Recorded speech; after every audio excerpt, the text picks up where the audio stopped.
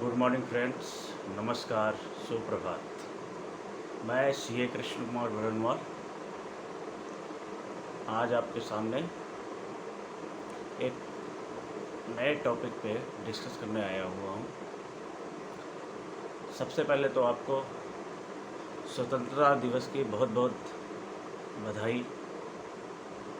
इस बार हम अपना 75वां स्वतंत्रता दिवस मना रहे हैं। ये बड़े गौरव की बात है और हम समस्त देशवासियों को इसको सेलिब्रेट करना चाहिए। एक गौरव की बात है कि हम आज 75वां स्वतंत्रता दिवस मना रहे हैं। आप सभी लोगों को मेरी तरफ से बहुत बहुत बधाई है। सेकेंडली, हम अपने टॉपिक पे आते हैं। मैं जिस टॉपिक पे आज बात करने जा रहा हूँ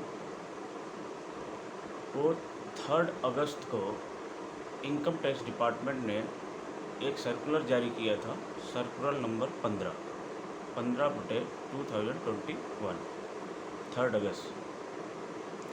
इसमें क्या हुआ था कि इनकम टैक्स डिपार्टमेंट ने जो हमारे CBDT है, central board of direct tax, उन्होंने डिफरेंट फॉर्म्स जो रिक्वायर्ड होते हैं under income tax act 1961 and income tax rule 1962, जो डिफरेंट फॉर्म्स होते हैं जो फाइल करने होते हैं ऑन डिफरेंट डेट्स, उसको इन्होंने एक्सटेंड किया था। तो उसी टॉपिक पे आज मैं अपने इस डिस्कशन को आगे बढ़ाता हूँ। तो चलिए हम 1 बाय 1 वो डिफरेंट फॉर्म्स क्या थे और क्या क्या उसके ड्यू डेट थे और उसके आज के डेट में जो एक्सटेंडेड डेट है वो क्या है, उस पर हम डिस्कस करते हैं। सबसे पहले ये जो एक्सटेंशन आया हुआ है 3 अगस्त को, बेसिकली CBDT ने एक इनकम टैक्स में सेक्शन होता है सेक्शन 119, उसका यूज करते हुए एक डिफरेंट फॉर्म के डेट को एक्सटेंड किया था। ये जो सेक्शन होता है इसमें ये होता है कि जो CBDT है वो डिफरेंट सेक्शन से रिलेटेड कोई भी इंस्ट्रक्शन अपने नीचे के ऑफिसर्स जो भी हैं उनको इंस्ट्रक्शन दे सकती है बाय यूजिंग द सेक्शन 119। तो चलिए हम शुरू करते हैं। तो डिफरेंट फॉर्म के डेट को एक्सटेंड किया गया था और ये एक्सटेंशन एक्चुअली एक बार पहले भी आया था बाय ऑन 25 जून 2021, बट ये कोरोना के कारण जो लोगों को डिफ़िकल्टीज आई, इस कारण से दोबारा इन सारे फॉर्मों के डेट को एक्सटेंड किया गया। तो इसमें पहला फॉर्म है हमारा फॉर्म नंबर 15CC, जो कि रूल 37BB के अंदर के एक में दिए गए प्रोसीजर के अकॉर्डिंग फाइल किया जाता है। बेसिकली ये 15CC क्या है, हम जो ऑथराइज्ड डीलर्स होते हैं फॉर मेकिंग फॉरेन रेमिटेंस, तो ये जो ऑथराइज्ड डीलर होते हैं इनको क्वार्टरली इस फॉर्म को सबमिट करना होता है टू द डिपार्टमेंट, ठीक है, अंडर द रूल 37BB। और बेसिकली इसमें होता क्या है, इसमें जो भी फॉरेन रेमिटेंस पेमेंट किया जाता है, जो भी फॉरेन रेमिटेंस किया जाता है, उसका डिटेल देना होता है इनको। तो वो जो डिटेल देना होता है, बेसिकली इस रूल में ये बोला गया कि any foreign remittance made by the authorised dealer to non resident other than company और foreign company of any foreign currency, ठीक है, whether it is chargeable under the income tax और not, irrespective of chargeability of the foreign rentals. आपको इसका declaration देना ही होगा by furnishing the form 15CC under rule 37BB। ठीक है, और ये फाइल आपको करना होता है each quarter with in 15 days. तो विद इन 15 डेज, जैसे जून का जो क्वार्टर एंड हुआ उसकी फाइलिंग हमारे को करनी थी 15 जुलाई को, और ये डेट एक बार 25/6 को ही एक्सटेंड किया गया by 15 days more, that was the 31 July. But चूँकि 31 जुलाई भी निकल गया तो इसको फर्दर एक्सटेंड किया गया, और आज के डेट में जो एक्सटेंशन दिया गया है वो दिया गया अप टू 31 अगस्त। तो इसमें बेसिकली क्या होता है कि जो ऑथराइज डीलर होते हैं उनको इनकम टैक्स के वेबसाइट पे जाके लॉगिन करना होता है, जैसे कि हम लॉगिन करते हैं। अगर वो इनकम टैक्स रिटर्न फाइल करना होता है तो इनकम टैक्स का लॉगिन करते हैं by using their PAN number, and if they don't have to file their income tax return then by using TAN. और जब आप लॉगिन कर लेते हैं तो उसके अंदर जाके माई अकाउंट को जब आप ओके करेंगे तो वहाँ पे एक आता है ITDREIN। बेसिकली ये क्या होता है, income tax department reporting entity identification number, वो जनरेट करना होता है। और जब वो जनरेट हो जाता है तो उसके बाद ऑथराइज सिग्नेटरी को, ऑथराइज पर्सन को रजिस्टर्ड किया जाता है, और जो एक्टिवेशन लिंक आता है उससे एक्टिवेट करने के बाद ये फॉर्म सबमिट किया जाता है। ठीक है, तो पहला फॉर्म हमारा हो गया form 15CC by authorise dealer for making of foreign remittance. ठीक है सर, अब हम दूसरे फॉर्म की बात करते हैं, इक्वलाइजेशन लेवी। ठीक है, बाई फर्निशिंग फॉर्म नंबर 1। अब ये क्या होता है, एनुअल फाइलिंग होता है अप टू, ये एनुअल फाइलिंग होता है फॉर्म नंबर 1। इक्वलाइजेशन लेवी क्या होता है, एक्चुअली फाइनेंस एक्ट 2016 में एक इस कॉन्सेप्ट को इंट्रोड्यूस किया गया। बेसिकली जैसा कि हमारे को पता है आज के डेट में डिजिटलाइजेशन का कॉन्सेप्ट है, ऑनलाइन ट्रांजैक्शंस का कॉन्सेप्ट है without having any physical connectivity, and global level पे होता है।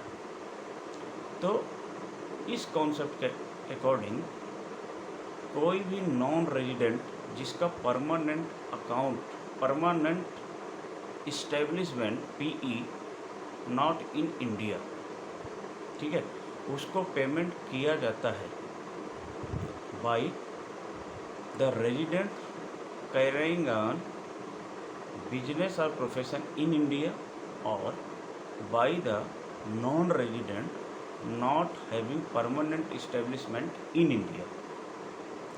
तो इन लोगों के द्वारा अगर non resident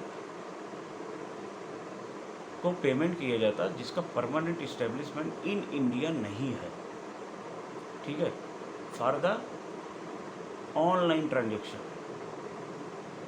advertisement, online transactions for provision of services, supply of goods by the non resident not having permanent establishment in India.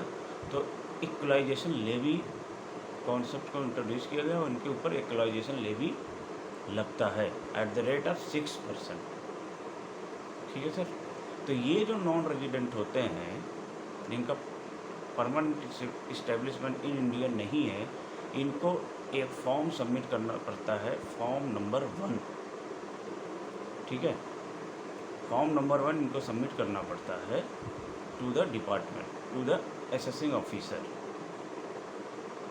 तो ये जो फॉर्म नंबर है, फॉर्म नंबर 1, इसका भी डेट गवर्नमेंट ने, CBDT ने एक्सटेंड किया, और एक्सटेंड जो किया ये बेसिकली 30 जून को फाइल करना होता था। ओरिजिनल जो डेट है वो 30 जून है, जिसको इन्होंने बढ़ा के कर दिया 31 अगस्त 2021। ठीक है सर। तो ये फॉर्म जाता है एनुअल बेस पे, जिसका इन्होंने डेट एक्सटेंड किया 31 अगस्त 2021। उसके बाद आता है स्टेटमेंट ऑफ इनकम पेड।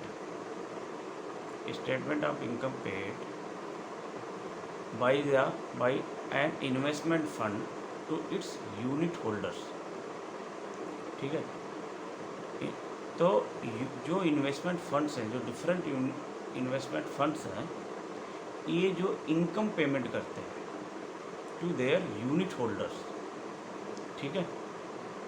तो ये इनको भी एक स्टेटमेंट सबमिट करना पड़ता है कि इन्होंने किसको किसको पेमेंट किया और क्या क्या पेमेंट किया, इसका डिटेल देना होता है by furnishing a statement in form number 64D under rule 12 CB। आप इनकम टैक्स लो। ठीक है।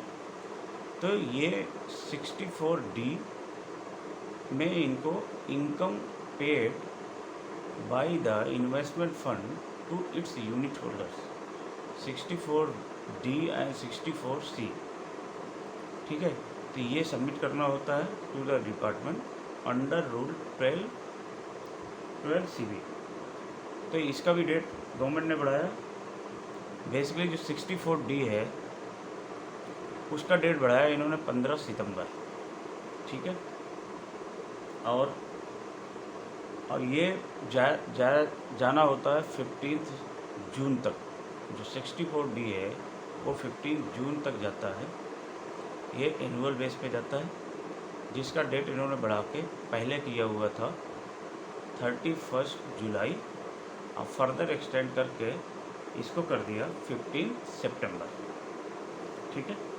और इसके बाद जो दूसरा फॉर्म है वो 64C है। 64C ये ऑथराइज्ड जो पर्सन होता है इन्वेस्टमेंट फंड का, वो सबमिट करता है and that will be certified by the accountant 64C। तो ये फॉर्म भी सबमिट करना होता है। ये सबमिट करना होता है 30 जून तक। पहले ओरिजिनल जो डेट था 30 जून होता है इसका, जो कि एक्सटेंड किया गया था 31 जुलाई तक। अब फर्दर ये एक्सटेंड हो गया 30 सितंबर तक। तो बेसिकली ये जो होता है फॉर्म, ये इसमें जो है ये क्या इनकम इन्होंने पेमेंट किया अपने यूनिट होल्डर्स को, उसका डिटेल सबमिट करना होता है। ठीक है। और ये जो 64C है बेसिकली ये ऑनलाइन ही भरा जाता है और उसके बाद इसको डाउनलोड किया जाता है। That will be certified by chartered accountant. ठीक है सर। तो हमने अभी तक क्या पढ़ा कि एक फॉर्म हो गया 15CC furnish by authorise dealer. Okay, quarterly base पे जो होता है। दूसरा हो गया form number 1 levying tax, equalisation levying tax. ये हमारे को सबमिट करना था, इसका डेट बढ़ाया फॉर्म नंबर 1। उसके बाद हमने पढ़ा 64C एंड 64D। ठीक है। इसके अलावा भी कुछ और फॉर्म का डेट बढ़ाया गया, जो कि पेंशन फंड। जो पेंशन फंड है उन्होंने अपने फंड को इंडिया में कहाँ कहाँ लगाया हुआ है उसका भी डिटेल सबमिट करना होता है पेंशन फंड को। ठीक है। तो उसका भी डेट बढ़ाया है गवर्नमेंट CBDT ने। और ये जो फॉर्म जाता है, ये फॉर्म जाता है 10BBB में पेंशन फंड को, जो इन्होंने अपने फंड को इन्वेस्टमेंट किया हुआ है इन इंडिया, उसको 10BBB में सबमिट करना होता है। ओके। और ये करना होता था ओरिजिनली 30 जून को, जो डेट बढ़ा के इन्होंने 31 जुलाई किया था। पहले नोटिफिकेशन में, और इसके बाद जो लेटेस्ट डेट एक्सटेंड हुआ है by using the circular number 15, वो डेट बढ़ा के इन्होंने कर दिया 30 सितंबर 2021। और ये जो रूल है, जिसके रूल के अंदर ये 10 ट्रिपल बी आता है, वो रूल है 2DB। ठीक है सर। तो बेसिकली इसमें क्या होता है, इसमें पेंशन फंड जो होते है उसने कहाँ इन्वेस्टमेंट किया है, इक्विटी में किया है, डेट में किया है, या अदर इंस्ट्रूमेंट में किया है, वो डिटेल देना होता है। ठीक है। कोई डिविडेंड वगैरह इन्होंने दिया है तो वो देना होता है डिटेल। और फिर उसके बाद वो कौन कौन सी एंटिटी है उनका नाम देना होता है 10BBB में, और उसका एड्रेस और पैन देना होता है। तो ये सारे डिटेल वहाँ पे सबमिट करने होते हैं। और उसके बाद उसका एक वेरिफिकेशन क्लॉज, वेरिफिकेशन स्टेटमेंट होता है, जो authorise person by mentioning his PAN उसको वेरीफाई करता है कि जो भी स्टेटमेंट दिया गया है, जो भी डिटेल दिया गया है, वो करेक्ट है as per my knowledge and as per information with us, with me या विथ अस। ठीक है सर। अच्छा, फिर उसके बाद दूसरा फॉर्म है sovereign wealth fund. Sovereign wealth fund इनके द्वारा इन्वेस्टमेंट जो किया गया है, form 2SWF, form 2SWF sovereign wealth fund. तो सॉवरेन वेल्थ फंड को भी जो इन्वेस्टमेंट ये करते हैं उसको सबमिट करना होता है फॉर्म 2SWF। ये भी सबमिट जो होता है वो 30 जून ओरिजिनल ड्यू डेट है, जो कि बढ़ा कर 31 जुलाई कर दिया गया था। और फर्दर जो इस सर्कुलर के द्वारा इस डेट को बढ़ा कर 30 सितंबर कर दिया गया। तो दो फॉर्म हमने पढ़ा, एक पेंशन फंड का इन्वेस्टमेंट, उसका डिक्लेरेशन, उसका डिस्क्लोजर देना होता है by furnishing the form 10BBB under 2DB rule. और एक हो गया सॉवरेन वेल्थ फंड, इनका जो इन्वेस्टमेंट होता है इसका डिस्क्लोजर करना होता है by using the form 2SWF। Both due date has been extended till 30 September 2021। तो इस तरह ये सारे फॉर्म्स के ड्यू डेट एक्सटेंड किए गए हैं by using the circular number 15 2021 that was issued on 3rd August 2021। ठीक है सर। दोबारा आपसे एक बार रिक्वेस्ट है कि अगर आपको ये वीडियो पसंद आया हो तो इस वीडियो को अपने फ्रेंड्स रिलेटिव्स को भी सर्कुलेट करें, उनको अवेयर करें। और अगर आपकी कोई क्वेरी है इस टॉपिक को लेके या इससे रिलेटेड किसी भी टॉपिक को लेके, तो कृपया आप हमारे कमेंट बॉक्स में जाइए और वहाँ पे अपने क्वेरी को रेज करिए, और मेरी पूरी कोशिश होगी कि उस क्वेरी को आपके रिजॉल्व किया जाए। और अगेन आपको इंडिपेंडेंस डे की हार्दिक बधाई। धन्यवाद।